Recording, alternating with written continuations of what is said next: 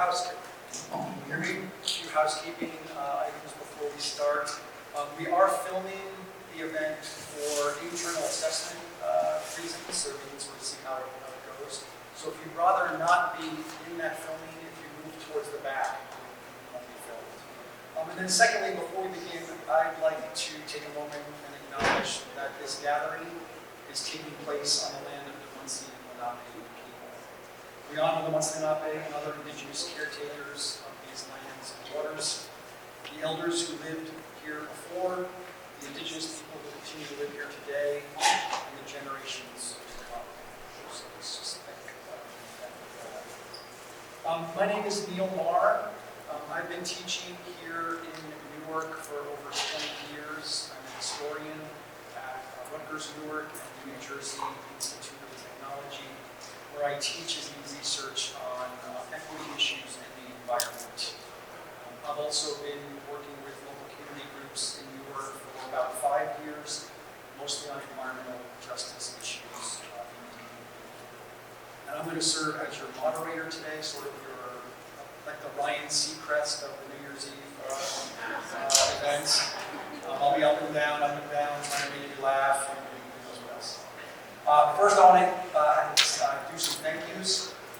First of all, to all of you for turning out. I'd like to think it's about the scintillating conversation we're going to have. I know also the food helped a lot, so eat it all. It's going to be taken away before we end, so if you want some, get up there and get it.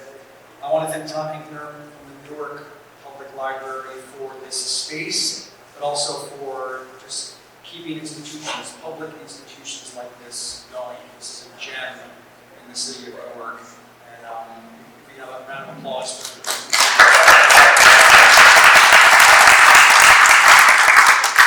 I want to thank the Price Institute on Ethnicity, Culture, and the Modern Experience. It's an institute at Rutgers University in Newark, and especially its director, Jack Chen, who we'll be hearing from later today. They have funded this event and have funded the last several years of community work that we've been doing and the collaboration that we've been doing, and also providing a real important vision for this sort of community-engaged research. I want to thank Nagisa Manabe, where she is. She not only planned this event, but she has organized this entire collaborative project over the last 6 months. Well know her, she's in touch with everybody. We would not be going forward if it wasn't for Nagisa's. And most of all, I want to thank our research collaborators who I'll introduce in a minute. But I just want to talk about this first. This event is part of a collaborative research project that began in a very informal way about 2 years ago with people who were just interested in the Passaic River and the inequity issues that were going on along that river and in the watershed. The collaboration became a little bit more formal about 6 months ago when we received a planning grant from the National Science Foundation. And the goal of that grant and the goal of the collaboration is to really increase a dialogue between and among academics and community people. And it's a little bit different than the normal collaboration. Our principle, our goal, is to not have the academics lead. That's often how it is. Instead, the academics are here to listen first, so that we can better understand local knowledge about the river and uses of the river, so we can better hear local concerns about pollution in the river and some of the hazards, and also so we can try to address together some of these inequities and inequalities experienced by these local people. So the goal here is really to have the communities lead. And of course, as we know, these problems are going to get worse with climate change. So hopefully this is the beginning of a collaboration and we'll keep going. What I want to do now is I want to introduce our community leaders, just so you know who they are. We're working with about a dozen community organizations from Newark all the way up the Passaic watershed to Ringwood. Many of them aren't here today because as organizers they're out organizing on weekends, but they've been integral to the project. So if I say your name and you're here, please just stand up so we all can acknowledge the hard work that they've been doing. Again, these are our community organizers. So we have Anthony Diaz from the Newark Water Coalition.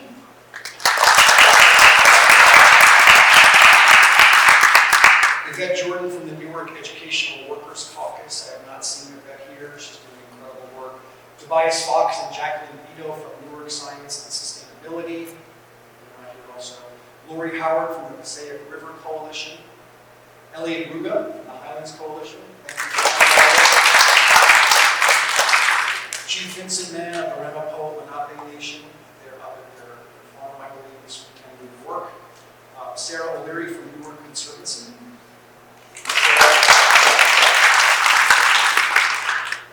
Falabi Shinde from the Mayor's City of Newark's Planning Office. And also want to thank the Ironbound Community Corporation, which has also been involved in this project from the very start. So what are we going to do today?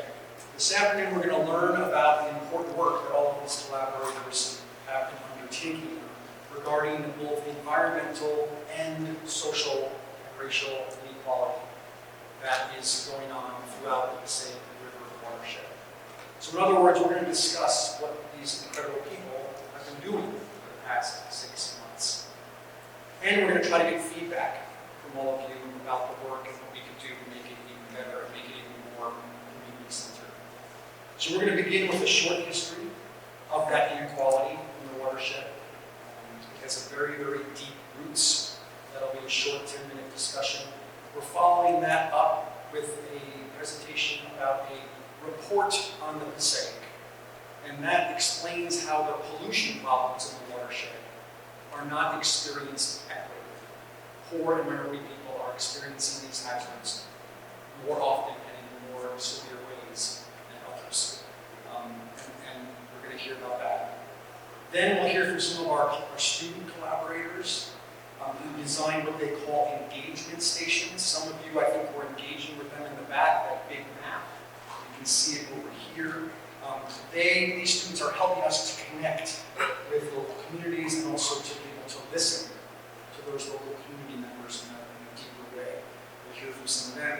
And then finally, the second half, second hour, we're going to watch several film clips from a new documentary on the Passaic called American River. And then we're going to follow that with a discussion by the filmmaker who's here today. But also we're going to bring up the collaborators, the community collaborators, so they can have a dialogue together about that film. Okay. So any questions before we jump in? Okay, good. First, a history, a brief history of this inequality. This is going to be done by Professor Jack Chen. Jack is a history professor at Rutgers Newark, and also the director of the Price Institute on Ethnicity, Culture, and Modern Experience. So welcome, Jack. Come on up.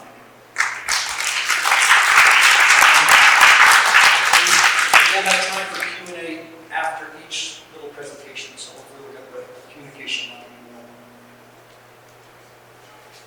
Thank you, Neil. Thank you, Nagisa. Thank you all. Thank you, Tom, also for your generous offering of this room at the very last minute, by the way. It's really good to see all of you on a beautiful Saturday, that you could come out and for us to be together. I kind of wanted to start out with really this notion of our elders and our ancestors. So the first ancestor I want to acknowledge, and this is all something I've been learning from Chief Vincent Mann, who many of you may know, and also grandmother Michaeline Carl. The first ancestor I want to introduce is the ancestor that we tend not to think of, especially for our region, because it's been so extinct from our region, which is this oyster shell. This is, if you were to count the lines on this oyster shell, it's probably about as old as I am at this point, maybe older. But of course, it's even older than that because we're really talking about oyster shell. This one happens to be from Maine, an oyster shell that has really been on the bottom of the Great Salt Bay for hundreds, if not thousands of years. And I thought it was important and appropriate to acknowledge elders, especially in a room like this, the James Brown room, because we also have important elders who are right here in our midst. And also to be thinking about elders as not strictly humans, but also elders as trees, elders as the soil and land that are in this immediate region. We're, after all, in really the downtown area, which is hundreds of thousands of years old. And in the thematic of what we're talking about, actually if we could go back to the first slide. Thank you. Derek has been terrific working with us, so thank you, Derek. We're really talking about how to decolonize the framing of what we understand to be here in Newark. And how can we also open up that lens and think about something a little bit broader. I'm going to go through these slides pretty quickly because there's really not enough time to go into each one of them. But I'm happy to talk about them anytime you want. So you'll see really the layers of complexity. It really starts out from what seems to be a very simple project, which is Robert Treat, the Puritan who was credited as discovering Newark, is only part of the story. And we have to totally change and disrupt that story. And if we all who are involved in questions of environmental justice and ecological justice, that has to be part of the foundational way in which we're rethinking what this watershed is all about. So let's get started.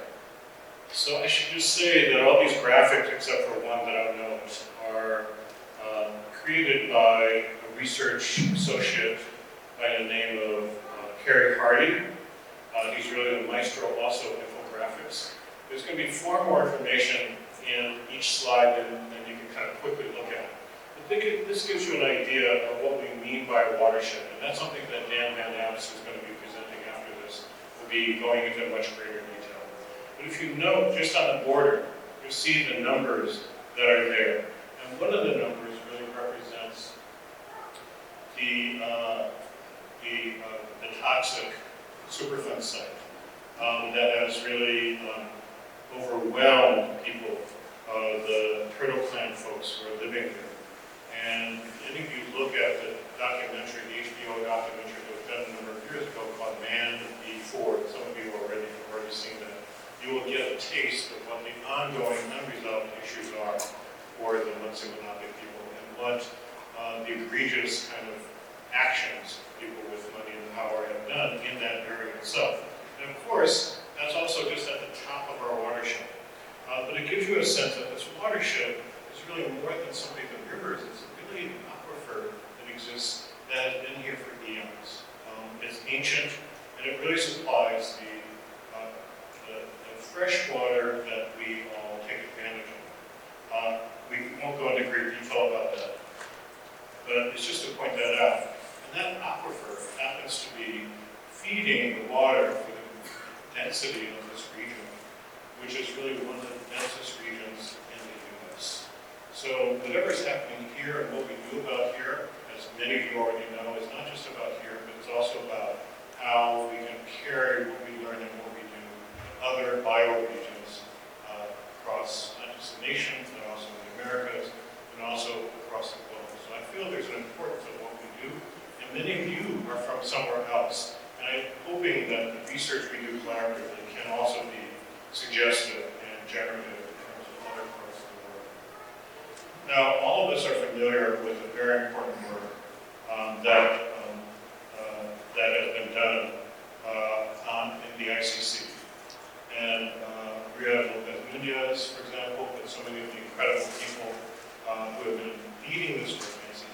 Zach, who is kind of setting the standard and doing this work even before Maria, have been, of course, working in the ICC and kind of raising the issues of what does it mean to be working in what used to be a swamp, and how it's been filled in, and what does it mean to be along the river as well, and all the various kinds of implications in terms of flooding, but also the way in which industrialization has happened around it. But part of what the challenge that we have is to kind of move beyond the notion that pollution and environmental issues that we're dealing with stem from industrialization.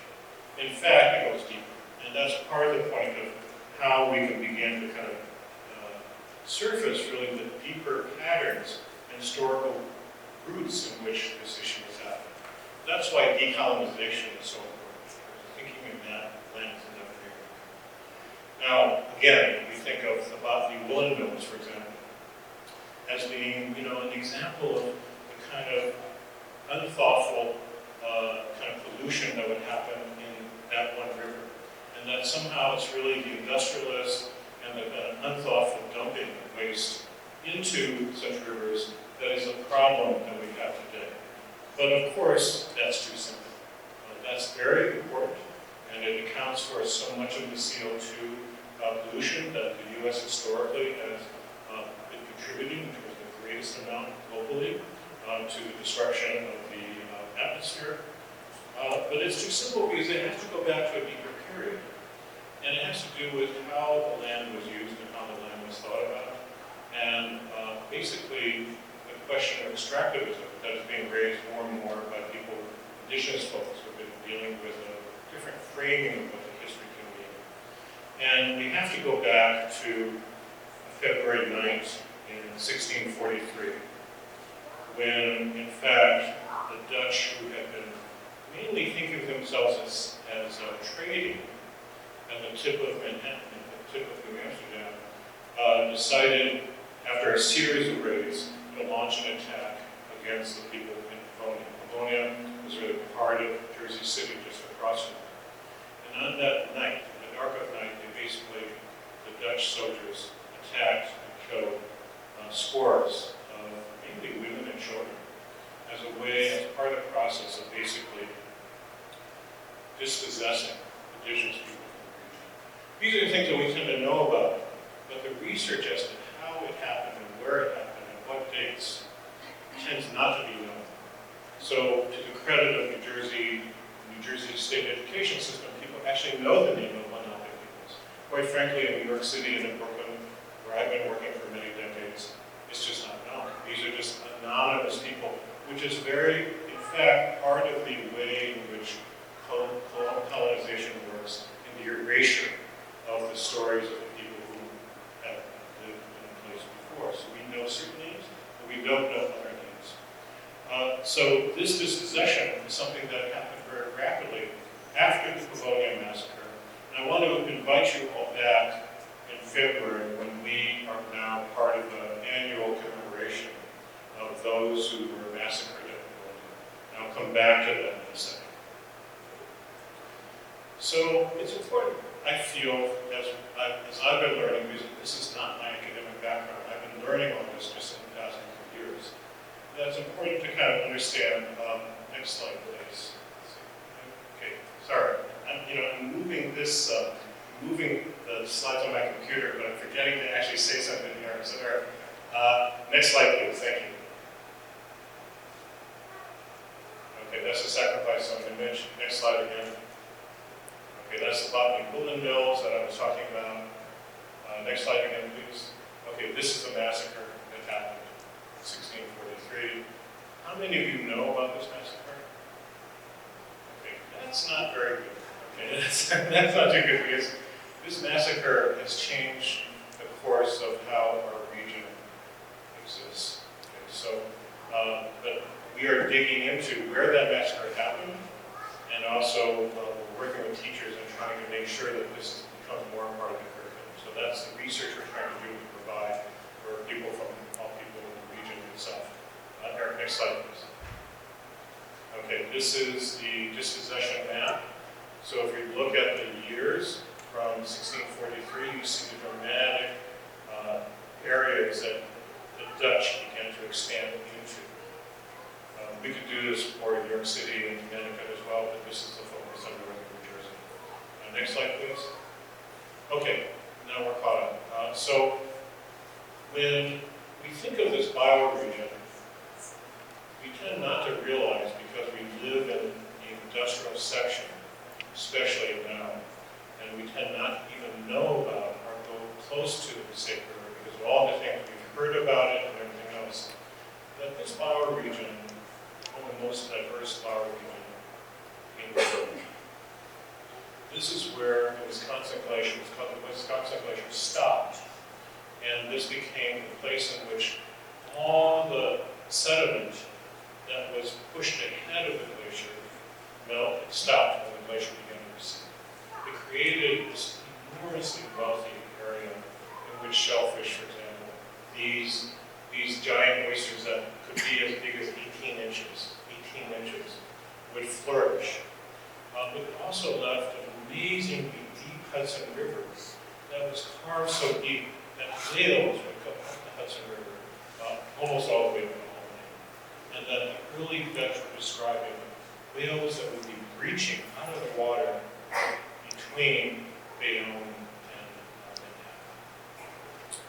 So we're talking about an area that any National Geographic special would have been documenting and saying this is an amazing place. And the early explorers who came with Henry Hudson were also talking about how amazingly diverse and rich this was.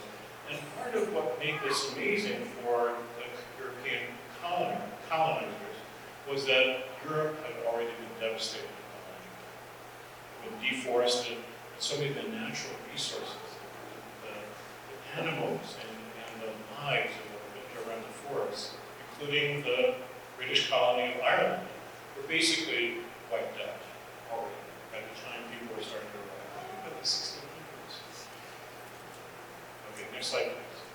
So what this begins to demonstrate for us is that the ecology, which I'm sorry, it's hard to see the word ecology because kind of a light green ecology at the very top, was really the framework in which ecosystems then enabled any kind of economy to exist.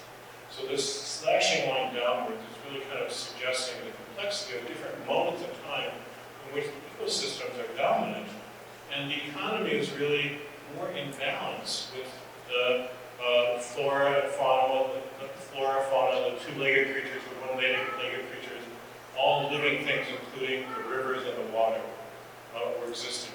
And there was more of a balance between how people managed to sustain themselves. Next slide, please.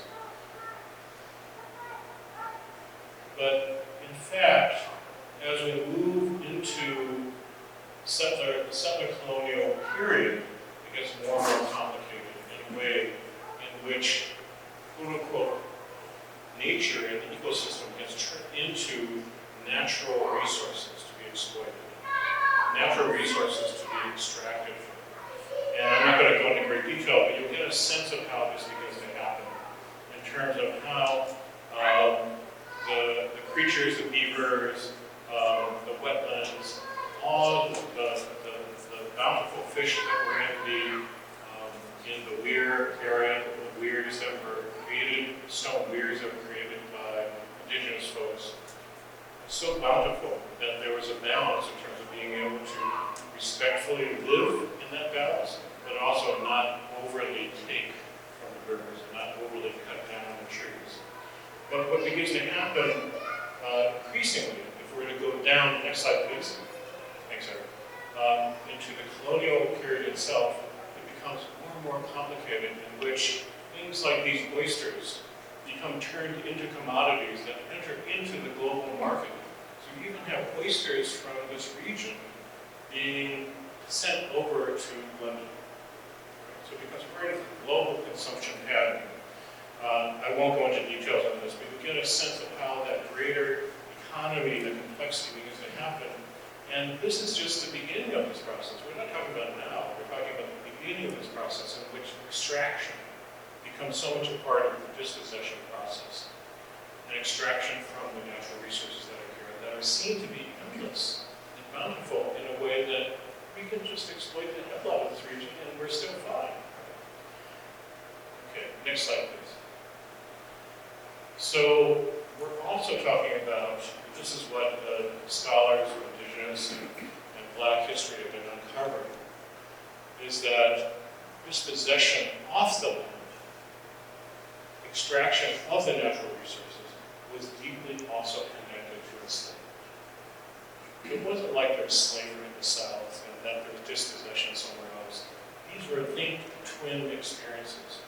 And we can go into greater detail about that, but it makes sense if we begin to think about histories that are not separate, but actually interlinked. Next slide, please.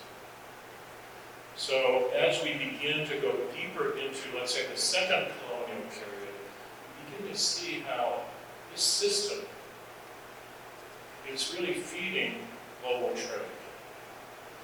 And that when you have a global market, all of a sudden, the desires to make wealth from the China trade, for example, that the Europeans were so fixated on. What does China want? And how many things can we provide China in terms of natural resources that they will buy in the port of Canton? That becomes kind of this accelerator in which just the local use of trees and oysters and beavers is no longer enough, because you have this global market in which people are able, through the technology of these ships, load up the ships and trade for more and more, and of course that becomes a concentration of wealth and power in various parts, increasingly in New York City itself. Next slide, please. So really, one of the first ecologists that we get is a person by the name of Per Kalm, who is writing in his journal as he's literally walking from Trenton and Philadelphia through this region and noting already in 1750 how just in the short time that he had been in the region, he's already noticing the depletion of the resources that were there. So 1750s, even before the U.S. Revolution, that people are already seeing how rapidly this process is going on. Next slide, please. So, of course, we saw the botany woolen mills earlier, but what we tend not to understand is that this oyster shell, but also every single part of the region that we're in, is a fragment of a history that we have to put together in terms of a four-dimensional jigsaw puzzle. 3 dimensions, but also the fourth dimension being time. And what we see here, for example, is that the botany woolen mills that many immigrants worked at, including one of our faculty's father worked there, Fran Bartowski, who's a much beloved faculty who just retired. She writes about growing up in this area because her father worked in the mills there. What people do not realize, including Fran and her family, coming from the Jewish ghetto and coming out of the Holocaust, what they don't realize, what they didn't realize, is that they were working on top of indigenous areas that had never been acknowledged, recognized, even though people who were probably digging the foundations were aware that there were human remains that were there. And this is true in every single section of northern New Jersey that we can imagine, especially along the river currents. Next slide, please. So I'm going to just wrap up really soon, but to say that if we were to think about the watershed, we also have to understand how industrialization, but also the dispossession and enslavement of peoples and the extreme extraction that happened in the region for maximizing the wealth of some of the few and the power of the few. Let's say the Gilded Age, some of you may have watched it recently on HBO. All that extreme concentration of wealth is really coming out of these deeper historical patterns. And that these deeper historical patterns is the kind of extraction, extreme extraction that really creates the kind of inequalities that we now understand as Superfund sites and contaminated areas. Next slide, please. This is a slide that was not done by Carrie Hardy, but actually done by one of our graduate students, whose name is Tuba Alton, who comes out of Turkey at a moment in which she herself grew up in the capital of Ankara. First, when she was younger, and she's not that old, when she was younger, she remembers the forest, the beautiful forest that the city was a part of. And then by the time she grew up as an adult ready to go to school, that forest was gone. The forest was wiped out because the city of Ankara itself took on this extractive logic how to build conservation. So she created this map which shows the contaminated sites in Newark. And she's basically compiled this database, and we're hoping to kind of get it down to a finer grain, so block by block, we can see where the contaminated blocks are, where the contaminated sites within the blocks are. So again, this is not some isolated thing that's just happened to our city. It's something that's happened to all the municipalities in this northern New Jersey region, which is typical of bioregions around North America and the Americas in terms of certain logic of how you build wealth. So this just takes us back. Next slide, please. to really the reckoning, historical reckoning, and why that's important. Why is it important to go into a deep history to understand the origins of the patterns and problems that we now have? The kind of global warming issues are not going to go away if somehow we just find more rare earth metals to have more cars and have more development and have continue the trajectory that we're on.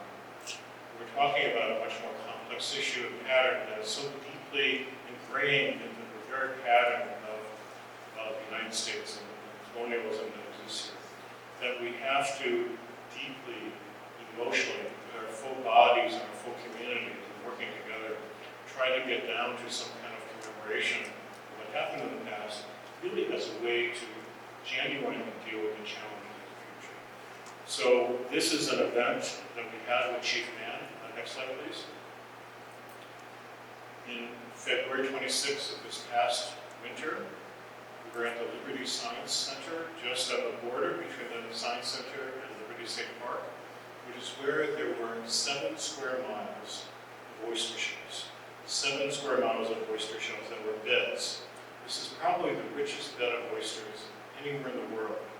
And they were of this size and larger, 18 inches. We're talking about thousands and thousands of years of millions and billions of oysters that had really flourished in that area. It was really part of what indigenous people really relied on as a way to get through the winter times, which are hard times. And this is also the site of the Napoleon Massacre. So we've been able to locate through the work of Carrie Hardy where that massacre had happened, but also where the African American workers were linked to the Dutch farms have been working, basically growing hops for beer. So what we're seeing here is really a living example. When you do a history in place, especially in northern New Jersey, you begin to see the interrelationships between dispossession, which seems to be an academic concept, but it's not, because you see it living and embodied in this area. Enslavement, which you also see happening in Livonia, just across from here. But we can walk through the streets and not know anything about what actually happened.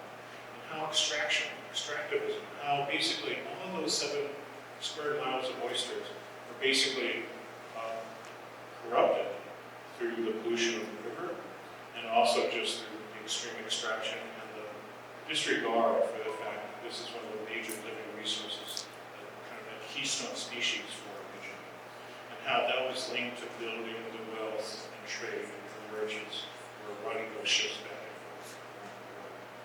So we just wanted to set the table in terms of the research that students are doing, and the students that all of you can also be doing in terms of your backyards and the neighborhoods that are impacted basically just about anywhere in northern New Jersey as a historic site that's linked to this deeper history. That's what the spirit of what we're trying to do. And we see, as you hear more about the National Science Foundation project, we're hoping to kind of build with you an understanding of what this past and how this past continues to live on, the kind of patterns that we're reproducing in the present. And the future really depends on our coming to terms with these deep issues of justice and injustice. So thank you very much.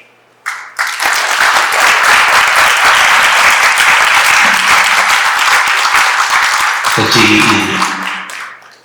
Thank you so much, Jack. Is this on? Hello, hello, hello. I'll speak really loudly. Thank you, Jack.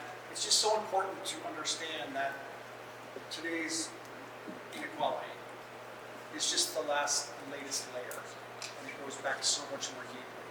And what we want to do now, after getting that concept and discussing that concept, is to look at the contemporary layer of environmental inequality that's going on along the river.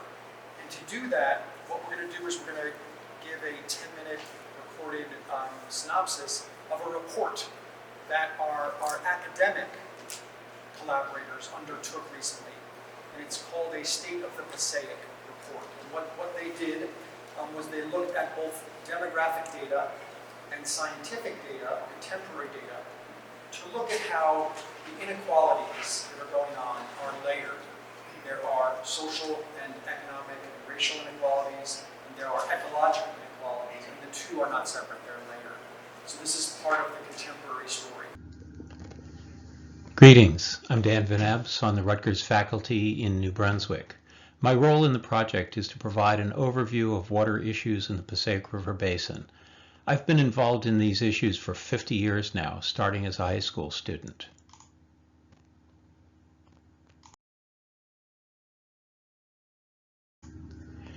Rutgers University scholars, led by the Clement A. Price Institute, received a planning grant from the National Science Foundation to develop new ways of generating information about water resources that are critical to populations who for decades and centuries have been excluded from the conversation. This is an opportunity to tell stories together, not just about technical issues, but about the ways that real people relate to real water resource issues. What stories can be told? There are many, but for the initial work we focused mostly on stories about the land, the water, and the people using them. Stories about threats to water and people from pollution and flooding, and stories about the utilities that support most people in the Passaic River Basin, providing drinking water for our use, and then taking away and treating the sewage we create. Today we're starting the story at a regional level, but the more important step will be learning about local stories. Your stories. The Passaic River Basin is a watershed, the area that drains water down to the Newark Bay through the Passaic River. The basin stretches north into New York State and includes many of the reservoirs that supply northern New Jersey. The Newark, Jersey City, and North Jersey District Water Supply Commission reservoirs are all in the western part of the basin, supplying urban areas in the eastern basin, such as the Newark and Paterson regions. These reservoirs were built at a time when the basin's wealth was in the eastern cities, and the western basin was agricultural or rural.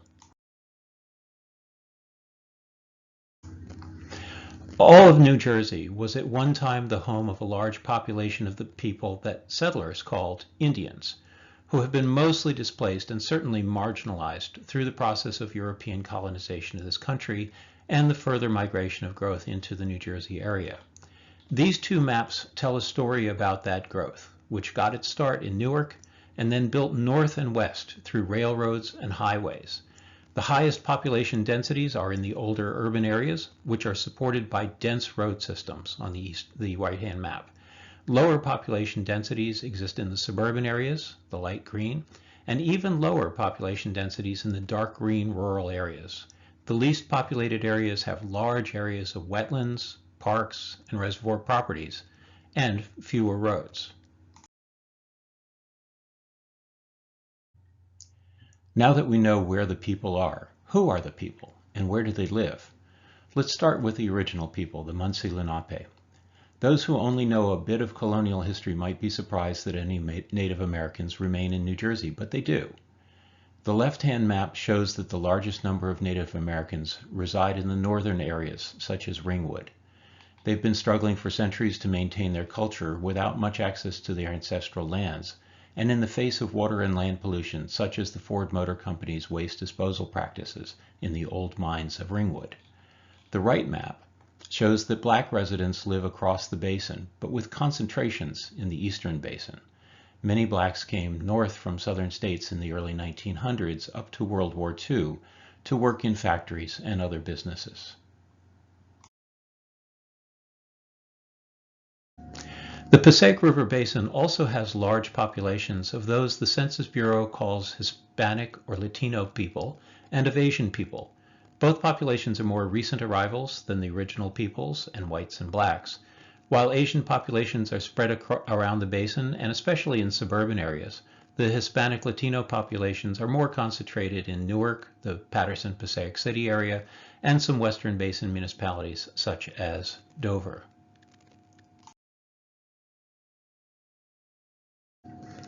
In the census, increasing numbers of people declared as mixed race, shown in the left map. They're more concentrated in the eastern basin, but also live across the region. We recognize that people in the Passaic River Basin have different life situations. New Jersey law requires the identification of overburdened communities based on low-income communities, concentrations of non-white populations, concentrations of those with limited English, and combinations of those three. The right map shows the results for this region. Poverty, in green and brown, is strongly concentrated in the Newark and Paterson regions, while minority populations that are not low income exist in several suburban communities, including those with major corporate and manufacturing industries. The long legacy of development in the basin has created major water pollution problems. All developed areas depend on stormwater systems to send runoff into streams, as shown in the left map. These stormwater systems take runoff, pollution, and litter from streets, roads, and developed lands and send it into streams, resulting in water pollution. Industrial and commercial development, including gas stations, have created thousands of contaminated sites, putting public health at risk from groundwater, surface water, and soil pollution. These sites are shown in the right map and, as you can see, are very concentrated in the eastern, older portions. We tend in New Jersey to focus on Superfund sites, but we should recognize that other sites can be just as harmful. Finally, in older urban areas such as Newark and Paterson, storm sewers were combined with wastewater sewers back in the late 1800s and early 1900s. The combined sewers once discharged raw sewage into the Passaic River routinely. Now, most of the sewage is sent to the Passaic Valley Sewage Commission for treatment. However, during rains, the pipes get overloaded and discharge all the excess wastewater to the Passaic River. It may be diluted with rainwater, but it is still raw sewage.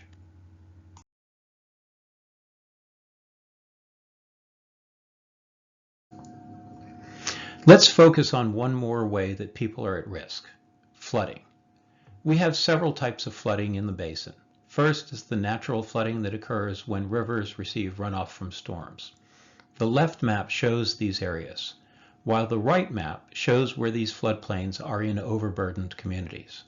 The problem here is that we have put land uses, roads, buildings, and more in the way of nature. The result is damaged people and damaged development. In some cases, very flat areas near rivers will flood slowly and then drain slowly. In other areas, the flooding happens very fast and can be very dangerous. The second type of flooding occurs when we've put so much development on the land that flooding happens in places it naturally would not. The problem here is finding a way to reduce those floods.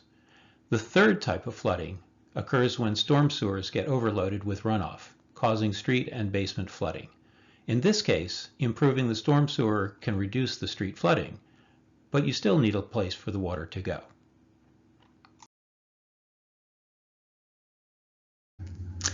What you have seen is only one small part of the stories that can be told about the Passaic River Basin, the people in it, and how we relate to water.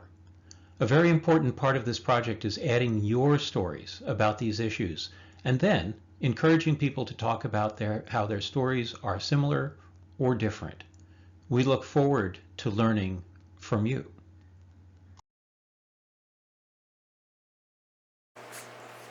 Okay, so we've heard about the deep history, we've heard about the contemporary science. We're also going to talk about community stories with some students from NJIT and their engagement stations. Before we do that, we wanted to just have a little break here. It's been a lot of data being thrown at you. And just open it up to some questions. So I have one for the scientists who are here, and I'll sort of start it off that way. What, from your scientific work and the demographic work, what are the most pressing ecological issues in the watershed? And a bigger issue is, what do we as a society need to do to sort of try to solve those problems? And that's a big question, I know. But for any of the scientists in the room, can you give us just a brief synopsis of what the big pressing issues are here that we think are?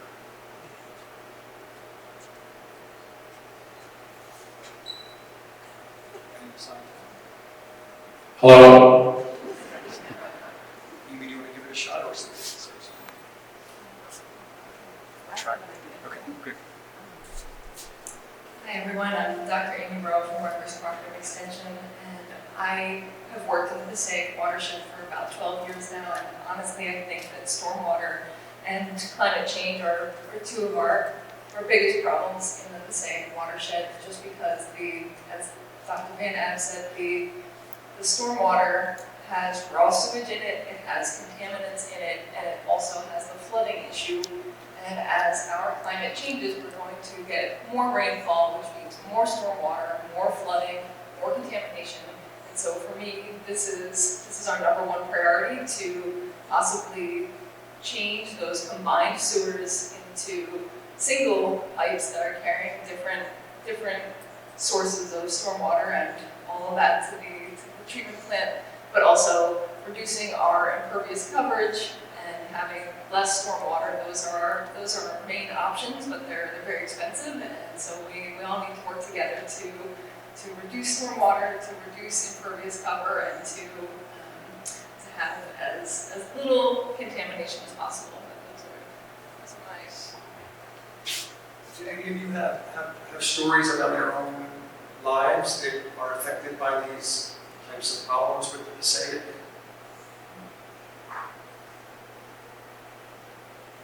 How many of you are live nearby the PASSAIC River? And do you worry about the PASSAIC, or do you think of these scientific issues, or is it something that's, you know, distant? We've distanced ourselves from the river in a lot of ways.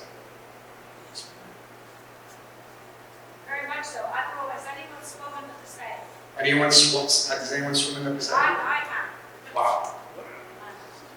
Only once. It was fun. Good. No, I don't. I actually fell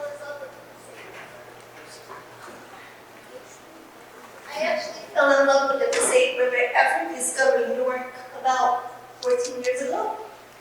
And once I started taking the eco tours for the PASSAIC River Keeper, I made it an annual tradition.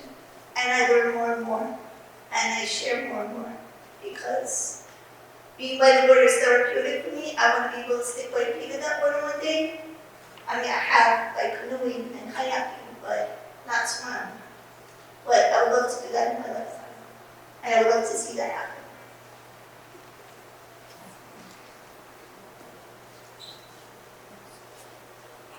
Hey everybody, so I'm a North native here, third generation. I remember growing up and hearing stories about my grandmother and my grandfather, how they were able to fish.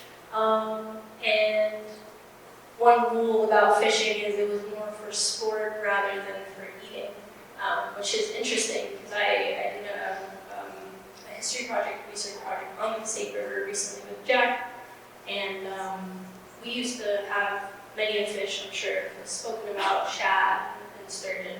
But now, once the fish is caught, you have to throw it back. I don't know, the river has always been kind of like a monster of sorts. I've asked people about if they could characterize the river, how would you do that? And in one interview, when I asked the person, I don't know if anybody's watched The Simpsons here, but I hope you see where we're going with this. There was an episode, there was a pond, I believe, next to a nuclear site, and the Simpsons children, they caught a 3-eyed fish. And I've heard things about crazy fish that get pulled out of the river. One night I saw a man just like strip down, I'm sure, I don't know what was on, but stripped down and just jumped into the river. And the people that I was with, we were shocked because it's something that you don't do. You don't engage with the river at all.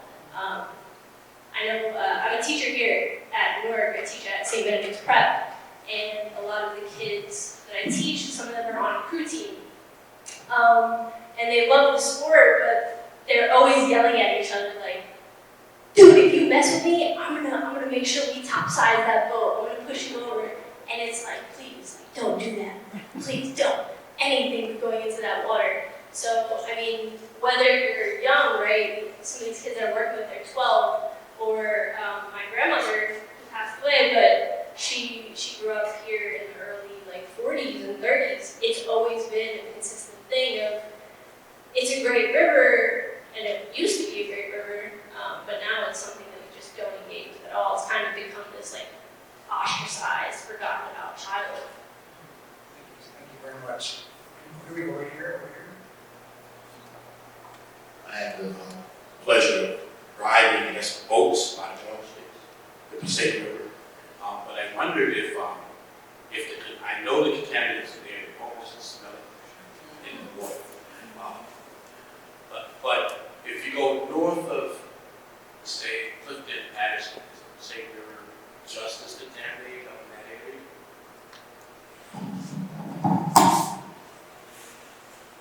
So it is contaminated pretty much all the way up to Dundee Dam. So north of Patterson, north of Clifton, north of Passaic. And so in basically the lower portion of Passaic County is still contaminated. So yeah, it's not just a Newark problem. It's not just a Patterson problem. It's almost the whole watershed. But there are places in the Passaic where you can safely swim, and a lot of people do. I believe Wayanda is in the Paquonic watershed, which is a tributary of the Passaic River. Has anyone ever swam at Wayanda State Park? It's up in West Milford. Hello? I've swum in the river. Now granted, it's not in the area that you've been talking about. In Cranford, they have a boating club, and you canoe out onto the river.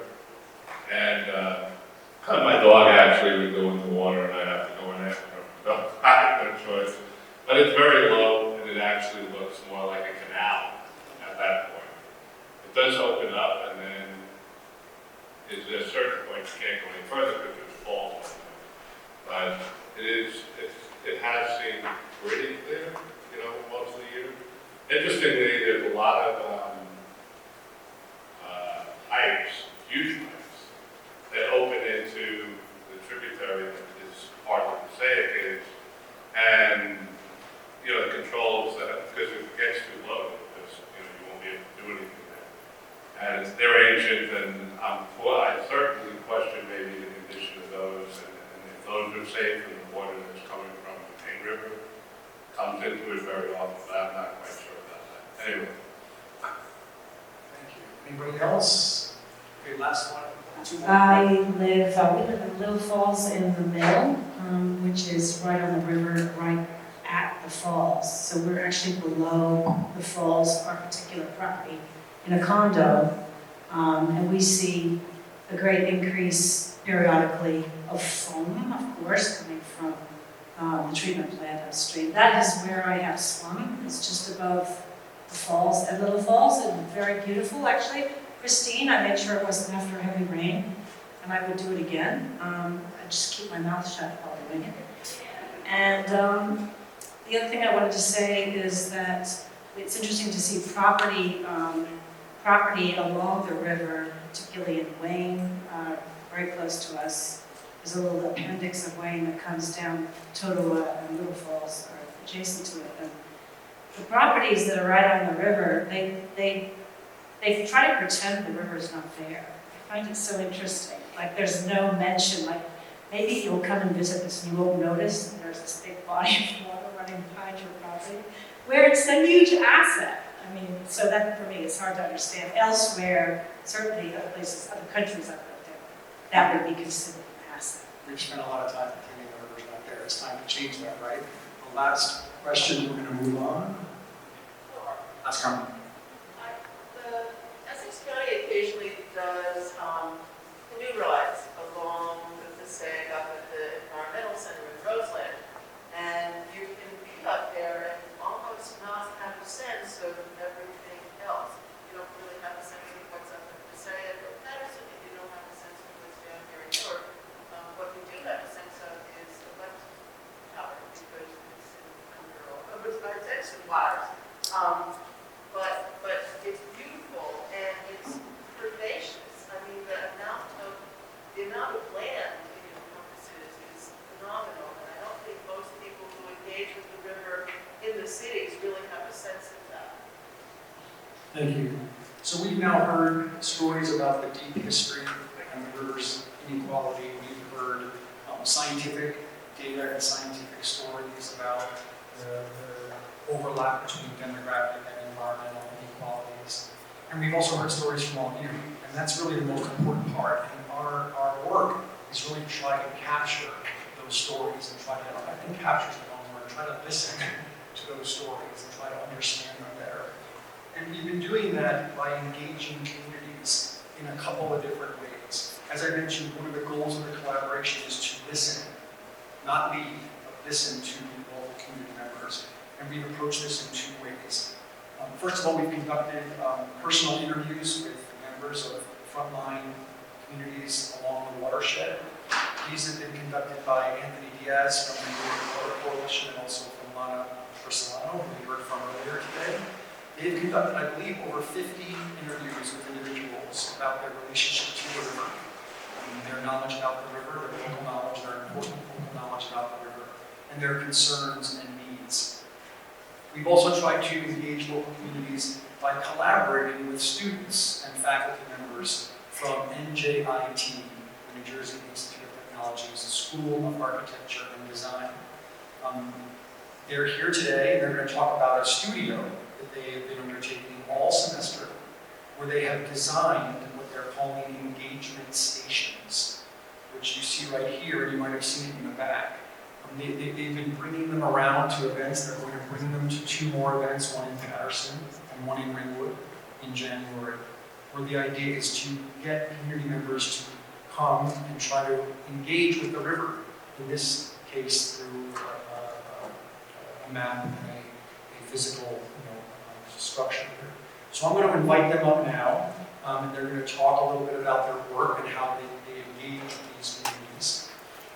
We have Professor and Architect Georgine Theodore and her students here from NJIT. We've been working with them all semester on this incredible project, and they're going to give you an overview of these engagement stations that are trying to help us listen to and connect with these local stories.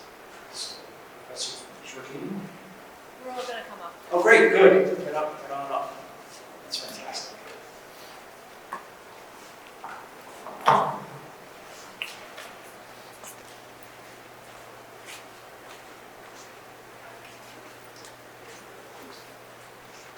Well, hello. Good afternoon, everybody. Thank you so much for giving us the space to share what we've been working on this semester. I'm Georgine Theodore. As I said, everybody can introduce themselves. Hello, everyone. My name is Brian Bueno. Hi, I'm Nairi Arzon. Javier Moro. Hello everyone, I'm Sonia. Okay, great. So, as Neil mentioned, I'm a professor at NJIT. I've been teaching there for 18 years, and every semester I do a studio. And this semester we were honored to work on the larger watershed. So next slide.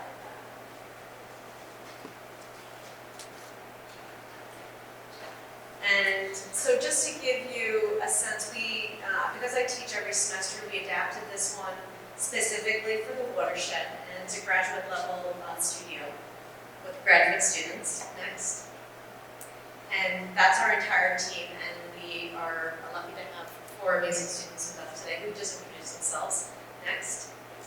And here you can see another representation of the larger watershed, and I think one of the things that we really have to talk about is that it's just really hard to understand what it is because it's just such a big thing. And originally I had a lot of photos of pictures that we took together because we actually went out onto the water and because of interest of time I didn't put them in, but actually I think that's a little bit missing from the discussion today, actually the way that people talked about what it's like to put your hand in the water in certain parts or where you don't put your hand in the water. And that tactile aspect is, I think, not so much in these presentations, but I think that we can talk about. Next. The studio that we did this semester, which you can see in the upper left-hand corner, which is about the entire watershed, it's actually part of 4 semesters, 4 studios that we've done over 4 years, many of them with the City of Newark and in collaboration with people like Paula Shinda, who was sitting in the front. And the first studio that we did was about the entire city of Newark, then we also did one on the downtown, then we also did one centered on the civic core, like where City Hall is. And this 4th semester is like the 4th studio, which is really looking at a much, much larger scale. And let me tell you, that shift in scale is pretty challenging. Next. And here's some images of things that we've done in the past. Next. So our studio was organized in 3 parts, and the first part was actually really trying to make the larger watershed visible and understandable. And so a lot of the maps that the students made were just trying to kind of give people an understanding of like what it is and how it works. And then later in the semester, we did frameworks for different sites, which means like prioritizing where people should do work. And then the last part was about doing demonstration projects. And one of the, those would be like projects that would jumpstart longer range plans. And one of the things that we really did was to think about using kind of what I call an engagement station, which is like a physical thing that you can put out in space and use to actually start a conversation with people about an issue. And so it's really meant to be a conversation starter. And what we're showing today is something that we just worked on for 15 weeks. I'm really proud of what the students did. But it is just something we did in a short period of time, really meant to get your feedback on how it is and how you think it works, or what might be missing, or what's strong and what's not. Next. So these are some of the maps that we did in the beginning. And one of the things that we're really interested in is this kind of mismatch between the larger watershed and the political organization. And so you can see the watershed includes 2 states, it includes many, many counties, like 180 municipalities. Next. And one of the things that we're always thinking about is why the natural boundaries don't align with the municipal boundaries. And this is a visionary map that was done where Powell tried to imagine what the states would be like in the West if their boundaries were based on natural ecosystems. And so the model that the students are going to show you is really trying to kind of make visible that mismatch between the natural ecosystem and the political boundary. Why is like the water that everybody shares, it's not shared politically? Why is Newark's boundary not matching with the watershed and so on? So let's go to the next slide. So these are the 3 sites that we looked at, which were already mentioned. Ringwood in the upper part, Patterson in the middle, and then Newark in the bottom. And it's a little hard and washed out, but it says the most recent census data, and it also has industrial land, and you'll see like where the highest densities are, and the colors actually match the census map. So like, I don't know, but anyway, it's part of sort of telling that story of where people live in the watershed. Next. I'm going to pass it to Javier, who's going to explain one of the exercises that we did, which I think gets at some of the questions and discussions that we just heard a few moments before. Thank you. Hello, everybody. So in this map, we're looking at the overall watershed. And what we did was kind of look at the way people connected and engaged with the water along the overall watershed. And we really focused on the 3 main sites that we talked about earlier, which were Ringwood, Patterson, and Newark. And what we did was we categorized these connections or practices by color coding them. So blue being on the water, green along the water, and pink away from the water. And then on the next slide, these are just some examples of how these practices are connected for me. And this is looking at the Ringwood site, focusing on like how people were asking have more actual connection to the water. Next slide. And we look into Newark and Patterson, which a lot of the connections are made away from the river, and a lot more distant connections are along there. And then in the next slide, we have connections that were made completely away from the water. And what we really learned from this is like, we try to learn what other ways we can actually make those connections as we move on to Newark and Patterson. And go on to the next slide. And so that was some of the work that we did early in the semester.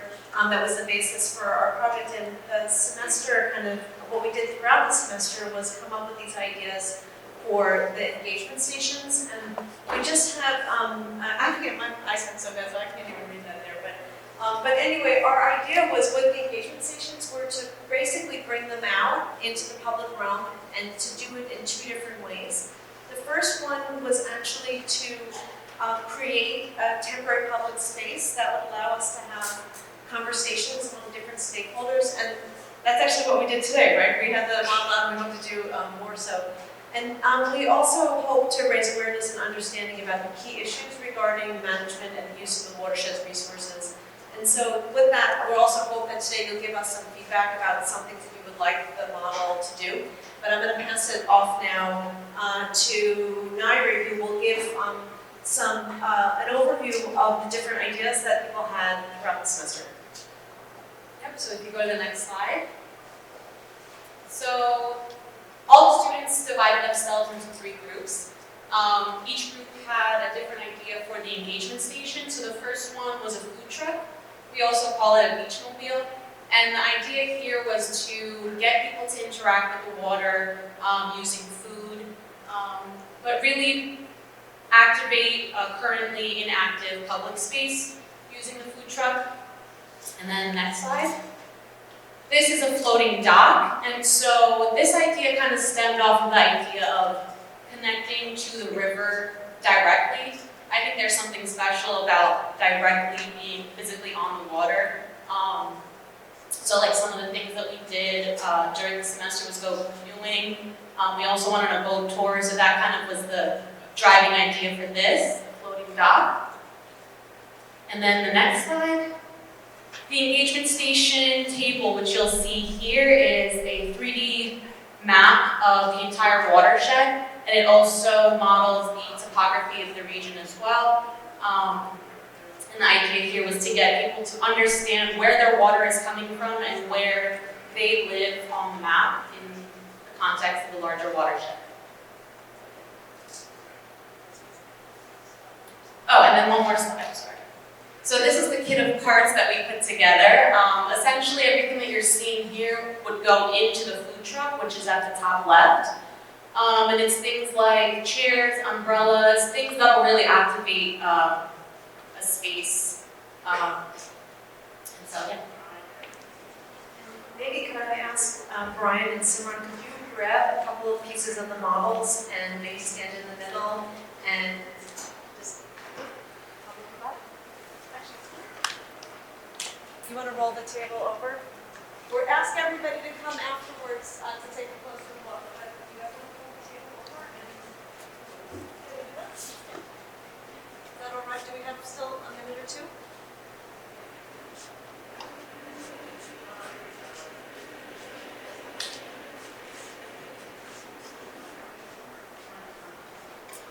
So this model of the PASSAIC River shows topography, rivers, and various water boundaries. And it basically consists of 2 layers, the natural landscape and basically use and scale system.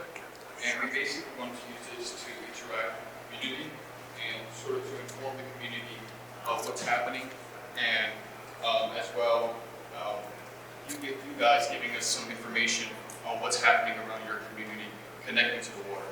So basically this map has, would you mind going back 1 slide? So this map basically shows we see the frame of the watershed, and underneath it we have a map of basically the whole city, watershed, and reservoirs, and the stream of water. And also on top we have the 3D models that has the stream of rivers, and we can see sort of like the thickness of the elevations, the contours of each municipalities, and how all the water basically goes towards Newark. And this is how we're trying to engage with the community and see how you guys can inform us and help us and better in the community. Yep. And I think Simran has the cards, but we've created a set of prototypes. Some are details of the map, right? And then some are historical cards, like when the PASSAIC Valley Sewerage Commission was built, or say, for example, news articles like when members of the Puerto Rican community were arrested in Brenchburg Park for just recreating, and then other elements from maps from the studio, and then best practices, right, which Brian's just picking up, and then other things like the sections that have showed. So these are just prototypes, but but anyway, we'd just really encourage everybody to come up and to touch it and tell us what you think works, what doesn't work, and hopefully give us some feedback. Thank you.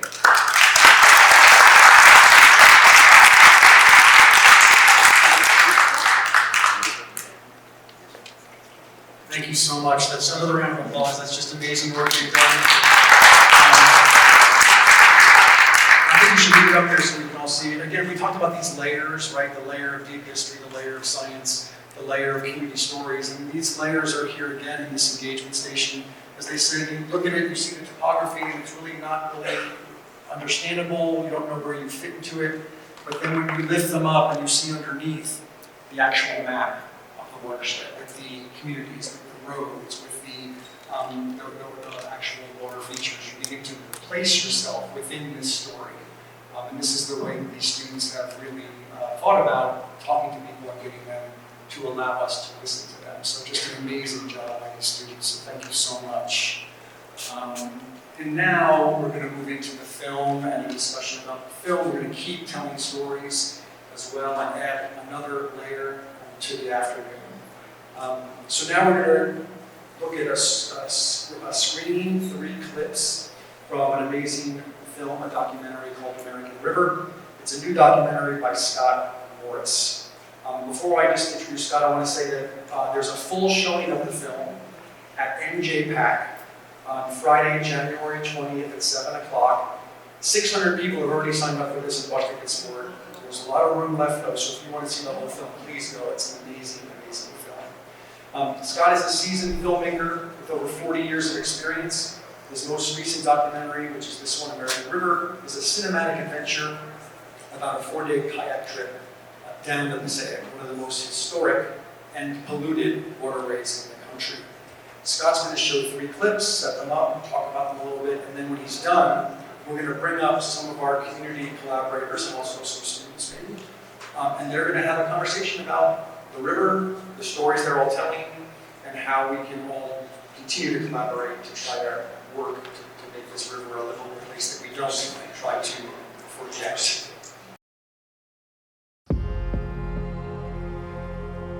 You know, when we were kids, my mom would tell us, you know, don't play by the river, but she didn't even have to tell us that because it was so obvious that this is not the kind of place that you're going to go wading in or swimming in or even dipping your hand in. It was that scary. But there came a time when I was compelled to find out what had happened to the river of my youth. If you wanted to write about a river and not kayak it, it would be like writing about a mountain and never climbing it. Oh, wow. When I kayaked the upper river, I had no idea that that even existed. I had no way of even thinking about the Passaic as a pretty river. Rivers have amazing stories. They flow through space and they flow through time. And to write about a river, to travel a river, there's a new story around every bend. I remember my grandparents telling me stories about swimming in the Passaic River. They would tell me how clean it used to be and how they used to picnic along it.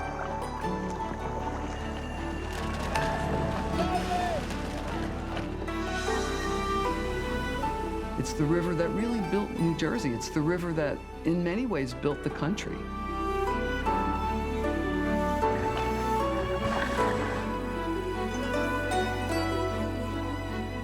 The river is no longer the river it once was. It's a polluted waterway. Not just any polluted waterway, it is one of the major polluted waterways of the United States. It's illegal to catch crabs in the whole lower 17-mile stretch of this river. If you want to find the polluted areas, you can test the soil, you can test the air, so forth, or just check out the economic level of the people who live there. We not only will fight for this, but we deserve this. This is a community that has been for too long separated and divorced from a connection to this river.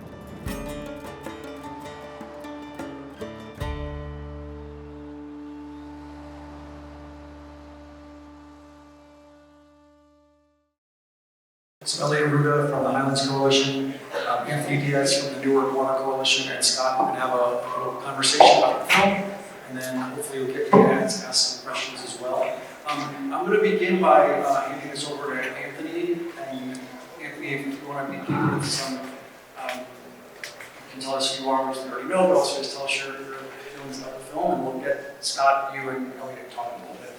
Hi everybody, my name is Anthony Diaz. I'm the co-founder and executive director of the Newark Water Coalition. We're a grassroots organization that started in 2018 to deal with the lead crisis in the city of Newark. I'm really blown away by those excerpts. Like, it's a really amazing film. I'd be remiss if I did not shout out one of our volunteers who was here with us today, Sabrina, who actually recently took a group of our volunteers up to the Patterson Great Falls. So one of the things, dealing with water, you're always fascinated, or one of the things that I often say is, the more I learn, the more I realize I don't know. And to see the relationship of the Passaic River from the beginning in the lower 17 miles is really fascinating, because you drive these highways, you drive these roads, and you see the river often. But it's always there in the background. But to see the vantage point from the river looking onto the highways and the roads, it just blows me away. And one of the things that I think is so important about this is the educational aspect, is that we need to understand that we're out of balance with our environment. We're out of balance with the world. And in order to kind of close that gap, we need to understand why films like this are important. Why we need to be back into a relationship and harmony with our natural ecosystem. So for me, who does this work, every day we give out clean water to our residents in the city of Newark, it touched my heart. It's really, really a good piece to see, and I'm glad, and I will be there on January 20th at EduCat. So thank you very much. I'm glad that there are a lot of young people in the crowd too, because again, we don't think about these things. And for me, water is life. I say that all the time. Agua es vida, water is life. But what does that mean? Is it just about the water you bathe in? Is it about the water you drink in? Is it about the water that is in your home? But what about the water in your community? How far do you go with that? And what does it mean to really fight or be a water protector? I carry that mantle with a lot of seriousness, because it's, you can only go 3 days without water, and that's it.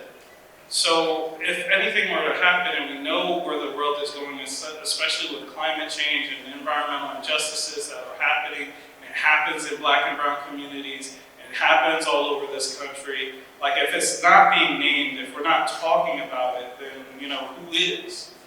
Who is going to stand up for this? So just thank you very much. I really appreciate it. Thank you, Neil and Nagisa, for having me here. And shout outs to the Newark Water Coalition members in the audience as well. I'd like to just follow up and let everybody know we've been marketing the film for a year, and it's gaining traction. I'm really excited to report that about 2 weeks ago we signed a deal with an educational distributor. So starting sometime next year, colleges, universities, libraries will be able to licensed film. And we're also looking for public television, because I have a track record of PBS broadcasts, and that's a bit far off, but we're working on it. My name is Elliot Ruga. I'm the Policy and Communications Director of the New Jersey Highlands Coalition. We've been around since 1988. We're a true coalition of organizations as well as individual members, and we represent our organization's interest in protecting the natural and cultural resources of the New Jersey Highlands, including the water resources, which is the water source, drinking water source for over 7 million people, 70% of the state of New Jersey, including Newark, which gets 100% of its water from the Highlands. And congratulations on this wonderful film.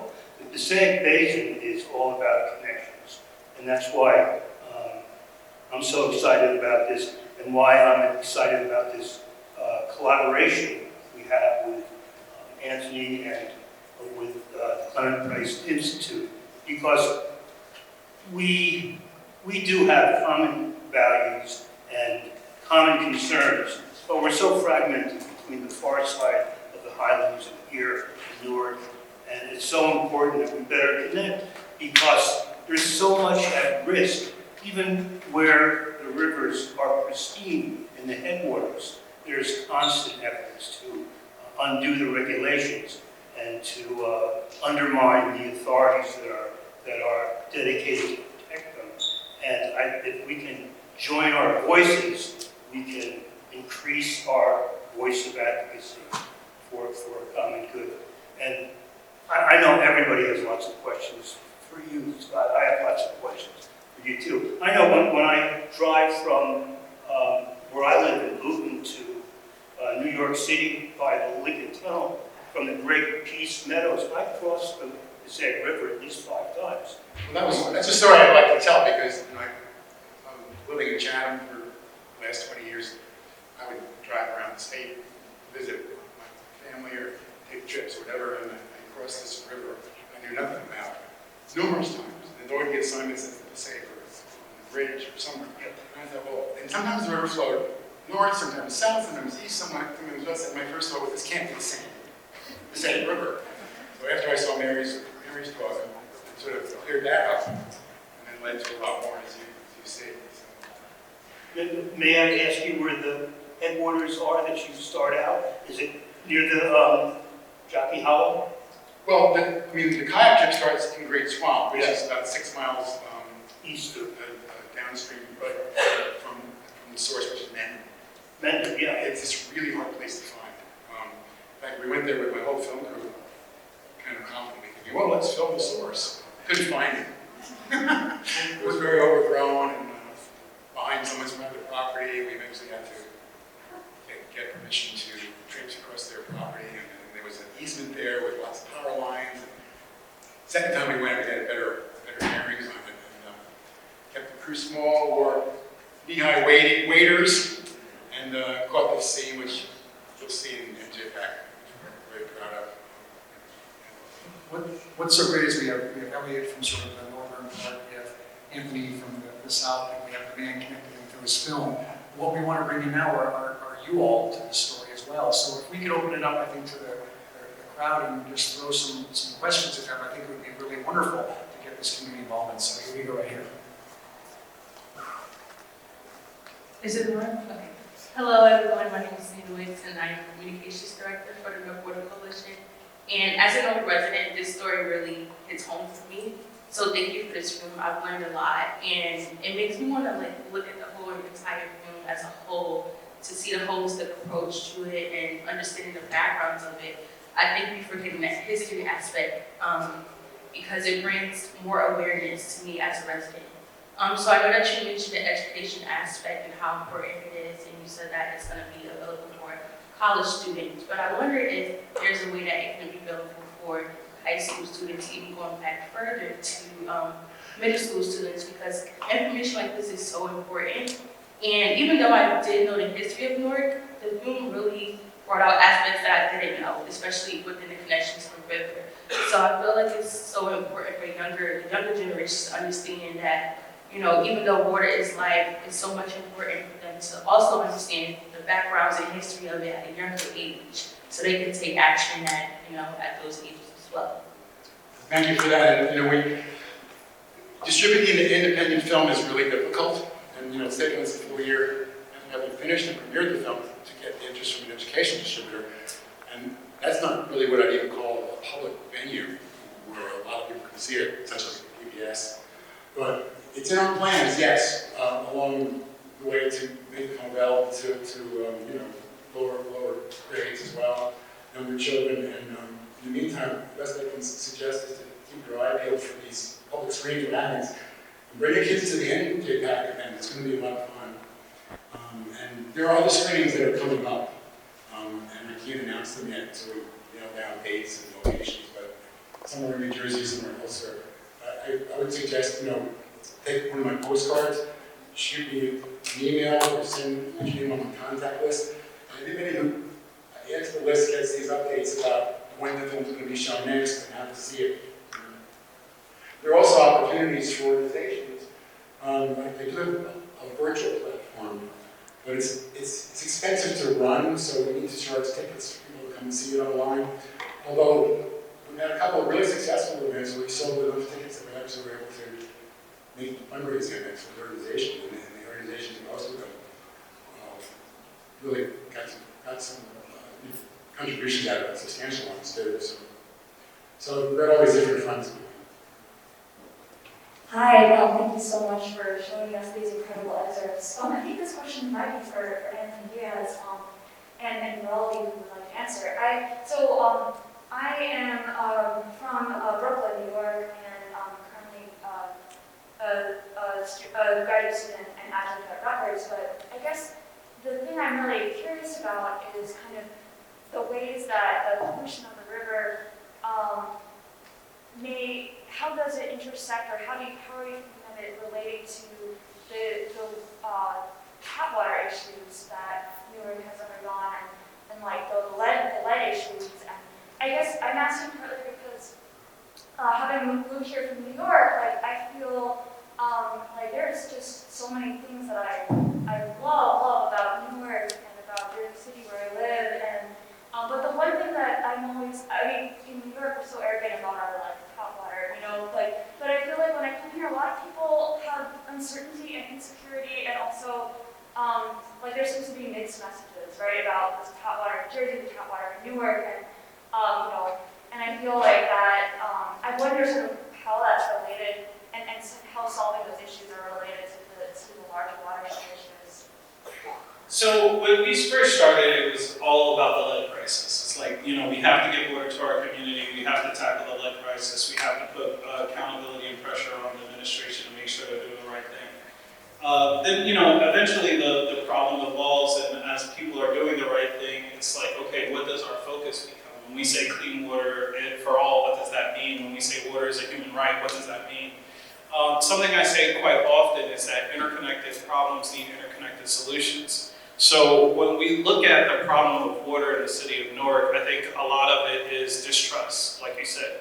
And so how do you begin to build that trust? It's a lot of education, it's a lot of meeting the needs of our community members, it's a lot of just being in community. So one of the things we do is we give out food, and we give out a lot of food. We've given out over 100,000 pounds of food last year alone. And why that's important is that when you feed someone, they begin to trust you. If I'm feeding you, you will listen to me pretty much about anything. That's why we started off with a meal today. So it's once I have your attention, what do I do with that? And for me personally, it's not just about the water issue, because what I really want to stress again is that all of these problems are interconnected.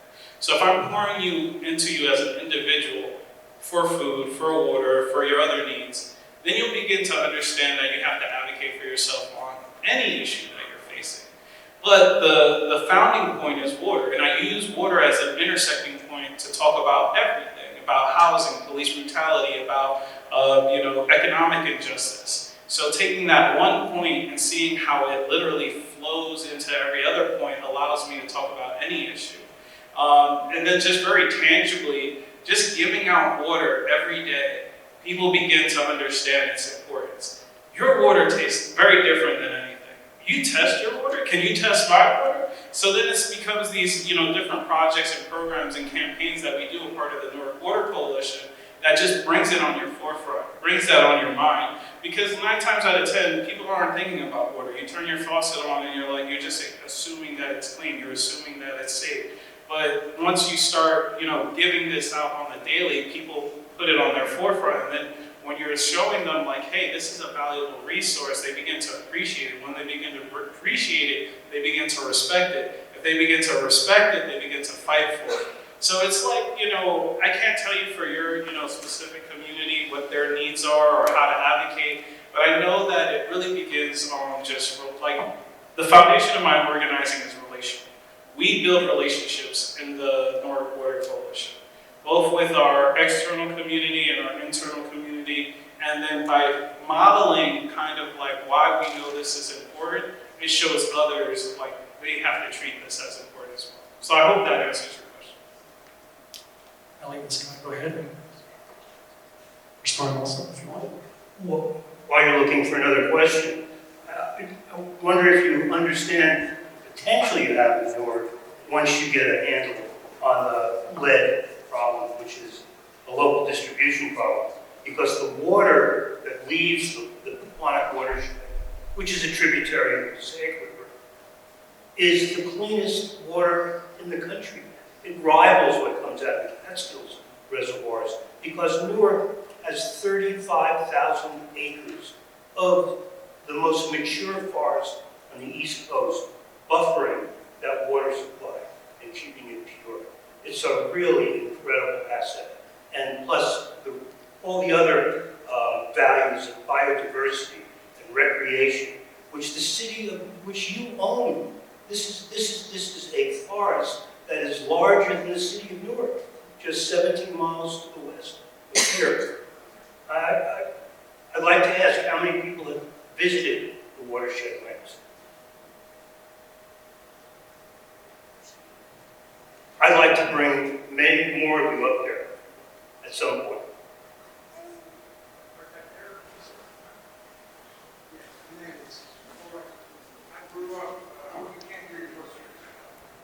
I grew up down there by the Jackson Street Bridge.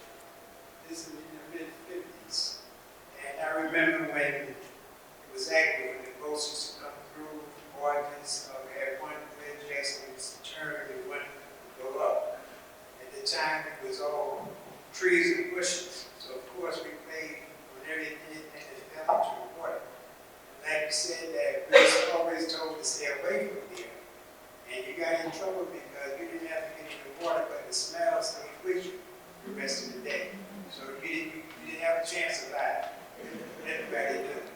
But we all, instead of Riverbank Park, instead of playing there, of course, we always went on the other side of Redmond Boulevard and played where we should be.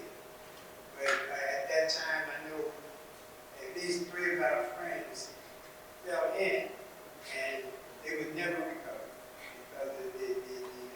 because once you sucked under there, you were gone. But it was interesting. I never really thought about where it started and where it ended. But I would like to see the full picture down there. Looking forward to that.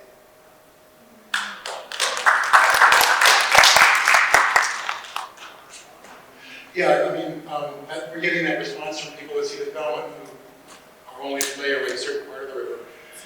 And in fact, I get emails from people who say, you know, I went home to see your film and I didn't know anything about like the Raritan and the Rawway where I live.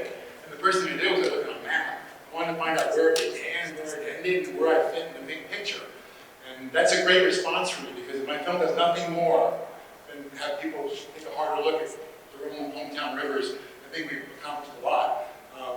Just find out more about it, you know, and she told me she now thinks twice, you know, if she sees some plastic bottle in the river and never ever thinks about tossing anything in herself.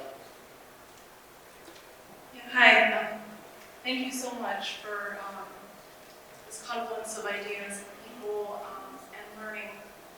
My name is Jazz Graff. I'm an artist. I'm a student here in Newark. I live in Jersey City. And I was really struck by the end of the film where it talked about dredging and this sort of optimism at the end of this journey or at the beginning of a new journey, right? And when we think about the river, and we think about cleaning up the water, which is of course very important and primary. When we think about relationships and interconnections, to think about dredging that toxicity, starting at pollution, extraction, being kind of where we're pointing our finger, look at this over-extraction, and here we are coming back to dredge it back up. And I wonder if anyone can speak to what is that process like? What does dredging mean? And how hard is it to do? And then what happens after? Well, it's a really complicated, really complicated proposal. And if you can make it to the screening, it ends up that Carl Alderson, who's is the expert. In addition to being Mary's river guide, he works for NOAA. And PASSAIC is his charge. And he knows every detail about what they're going to do. And as it was explained in the end titles, it's going to take a decade to actually start the dredging process. It's going to take them 10 years of engineering. And there's very high awareness that you don't want to stir up dioxin can't be completely eliminated. So they're coming up with this combination of removing some of the cells and capping it in some way. It's like a ridiculously ambitious, engineering feat. So that's where the time and cost is going to come in. So they're going to try to do it.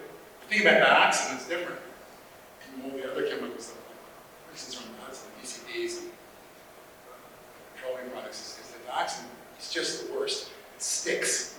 It doesn't wash away, and it just lands and sticks there. It doesn't really have much of a half-life. It takes a long time for it to sort of become neutralized. So it's really, really hard. And the other thing is when they pull that stuff out of the river, there's no solution right now where to put it. So, in fact, it's a big scene in the film, which I didn't include today, where they talk about what happened to the actual dioxin plant.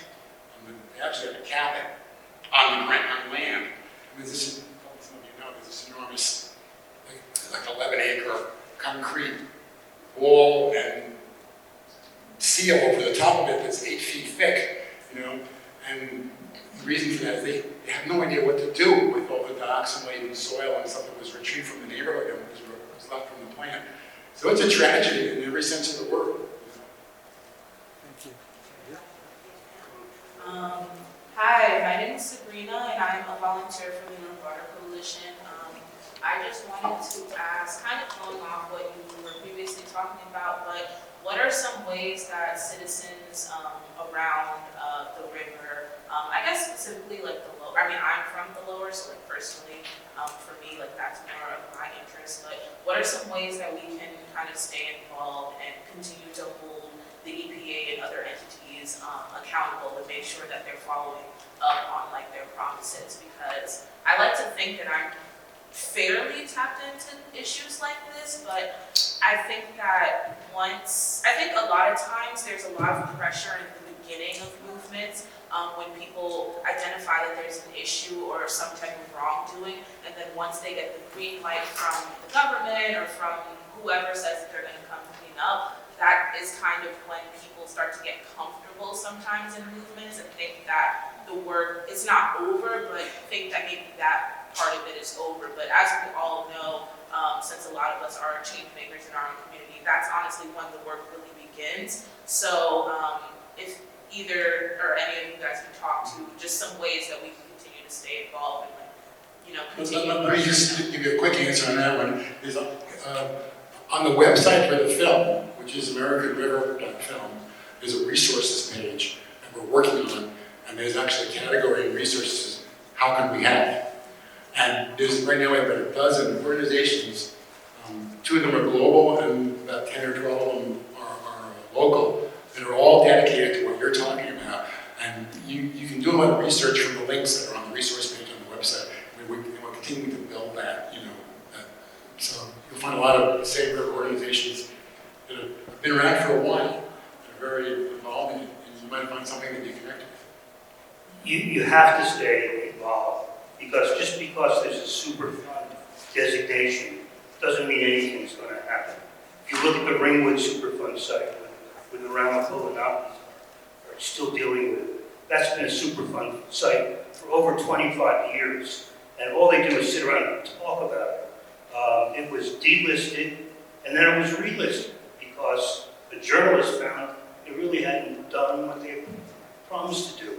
And New Jersey has more Superfund sites, and this doesn't include all contaminated sites, just federally designated Superfund sites. We have 117. The next state with the greatest number is California with 86, but they're 26 times the size of New Jersey. So we have quite a legacy to deal with, and it's going to take a lot of citizen engagement. I would say it's inviting people to things like this, especially younger people, because one of the things that I talk about in work a lot is burnout, and like you get tired. We're all human, but if we're not passing the torch on or passing that baton on for others to get involved or making the movement accessible for others, then we're doing ourselves a disservice. So the more influx of younger people you can get involved, you'll have a lot of energy. energy. Even older folks as well, folks that, you know, are retired or semi-retired, they're always looking for something to do and they have a wealth of knowledge. So these are also people that you can bring into the movement. So one of the things I always question, even in our own work, is like, am I creating places that are accessible? Am I creating spaces that are accessible for everyone to join at the level of which they have the capacity to join? That way you have an influx of energy that can prolong the movement and keep it going for the 25 years or longer that you need. So we're going to have 2 more questions. I just want to say that question speaks to the core of what we're trying to do in this collaboration. We're trying to keep this going. We're trying to bring everyone in. We're trying to listen to communities. We're trying to include academics. And we're also applying for more grants. So the idea is that we have all your emails. We're going to follow up with some information. Please keep involved with us. We're going to be seeking other people for collaborations. We're open to more and more and more stories, more and more layers to this equality and inequality that's going on. So a fantastic question. We're not going anywhere, and we're here for a long time. Okay. 2 more questions, then we're going to let you all head out. We have in the back, Davey, and then. Hi, hello. My name is Brian. I'm a sculptor and fabricator from Patterson area of PASSAIC County. I'm a board member of the PASSAIC group, the advisory group. So I'm responding to the question about what dredging is. It would be best if you can go to the website ourpassaic.org, OUR-Passaic.org, which is a repository for all the proceedings and dialogue between the Passaic River Community Advisory Group and the polluting corporations, Army Corps of Engineers, EPA, etc. It's an insane amount of like technical knowledge that like really doesn't get broken down into like everyday language, and we really need people to press for that to be happening and disseminated and distributed. So like dredging could be, you know, like a claw that goes into the river, you know, scoop and picks it up. It could be like a high-tech vacuum or whatever. And all different types of other things. It's one thing to know about dioxin is that in earth treatment terminology, dioxin disaster is on the same level as a nuclear catastrophe. It's a very big deal. It's also important to understand about the cleanup of the river is that the EPA, the Army Corps of Engineers, the government isn't doing this. They're not doing it at all. The polluting corporations are the ones that are doing it. The EPA is saying, yes, this is acceptable for you to do, or not. So the polluting corporations are constantly, you know, trying to not spend as much money, do something that's more optical, or whatever along those lines. But yeah, you could certainly reach out to me as an artist. We could break down that information, like dredging, individual means. One thing that's very important with dredging is the resuspension of toxins into the water, which is like inevitable, that's going to happen. So one big thing that our communities have to focus on is the monitoring of that resuspension. Because that's very bad, and toxins is also not the only chemical that is in the river. I didn't see the first 2 sections, but I do want to say, looking at the map, the headwaters of the Passaic River shouldn't just be considered the actual Passaic River, but the Pompton River is very important and even arguably a greater contributor of volume of water to the Passaic River. There's a scene about, by the way, there's a scene about the Pompton in the film. Very nice, yeah. If anyone from down that river is not used to it and wants to, yeah, it's before there was cars, the Pompton River, the Passaic River up there was like Newark and Patterson's Jersey Shore, you know? So you have like hundreds of years old communities living right on the river, which are now consistently devastated by floods. There's houses literally on islands in the middle of the river, in addition to houseless communities. And then I want to talk about drinking water. I want to add that Lower Passaic County gets its drinking water from the Passaic River itself. So you can talk about how beautiful and bucolic the Passaic River is, but all of those wealthy communities, their wastewater, the pharmaceuticals that they consume, Lower Passaic County drinks that. Next slide. Our last two questions. Yeah, Or comments. it's a lot to take in right there. Film is excellent from what I've seen here. I think as an educator, the need to humanize something that's happening that's bad at the river, just humanizing the river, kind of helps to make a call for action. That's just one observation. Thank you. The other, so I think it's a great job. The next piece is, are there any names of organizations, companies that have polluted that still exist? Just something to think about. I don't know if you're going to call any off, or if it's a company movie. Well, you know, I'm always careful in my films not to create good guys and bad guys.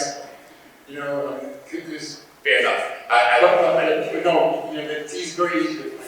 Yeah, and the last part is, what is New York? That's the other side. Is there any partnerships that's going to emerge that may help with creating awareness and engagement for clean water for? Not that I'm aware of. I mean, there's a lot of, well, that's actually, I take that back. I just did a presentation of the film privately for the Hudson River Estuary Program. And obviously the Hudson River, PASSAIC, and Hackensack all kind of merged into New York Bay. So yeah, there is a concern coming from the New York side as well. And it's more one about, you know, an educational awareness, which is a huge thing, as we're doing here. But I can't speak more to that because I don't know enough about it.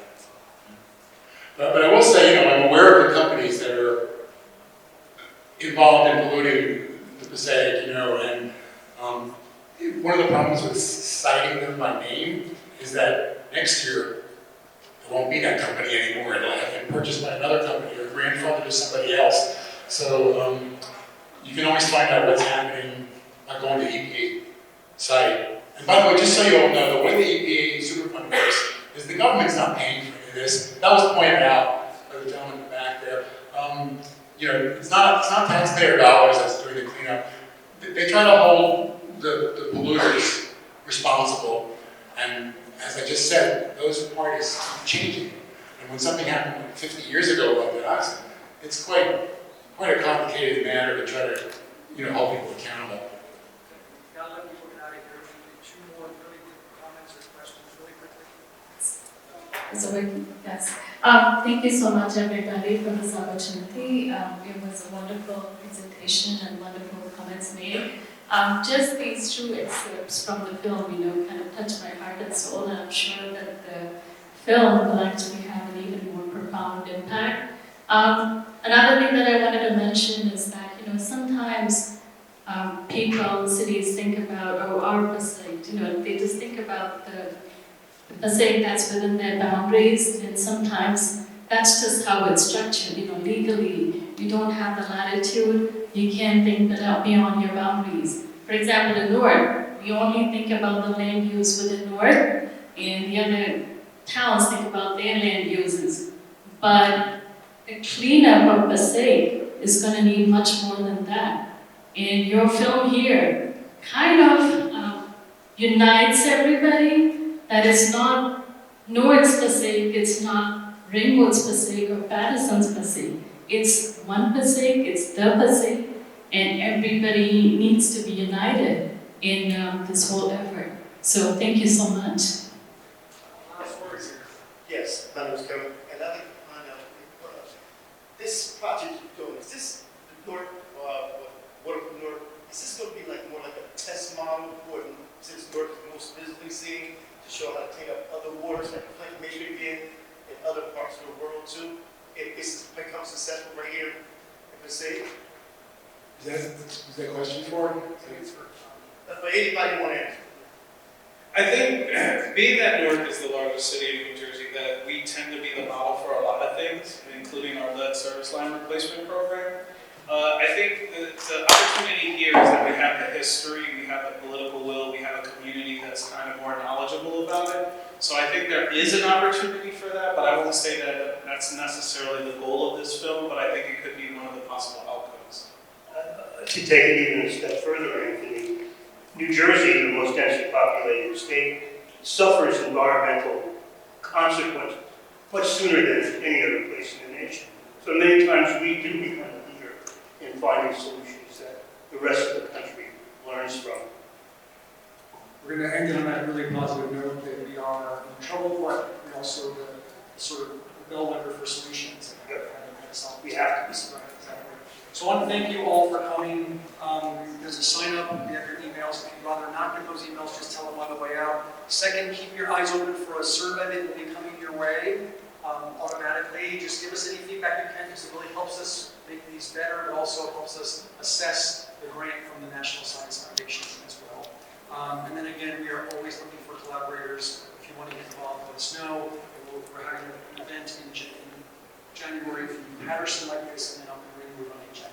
Thank you all. Thank you for the collaboration.